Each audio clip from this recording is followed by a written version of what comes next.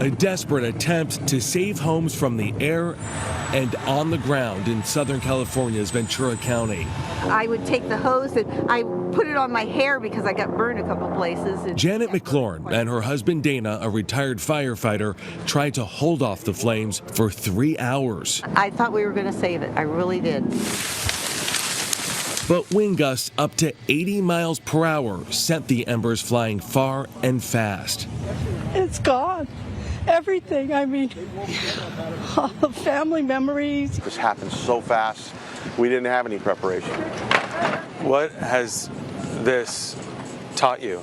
What's the lesson that you've learned? Yeah, when you get an emergency alert, react quicker. I mean, because I would have got more of the stuff out that we really wanted to get out that we didn't.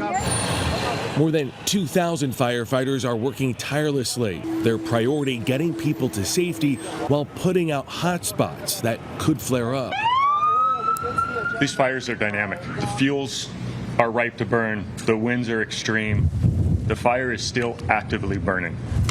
McLaurin and her family, like many here, now face the daunting task of starting over. And I'm just trying to get a hold of insurance people. I've never done this before, so I don't know what I'm doing. And every time I go over something, oh, that was in the house.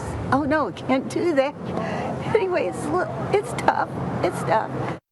And the mountain fire is currently burning in remote and rugged terrain. The wind has calmed down, which should give fire crews the upper hand today. Jonathan Vigliotti, CBS News, Ventura County, California.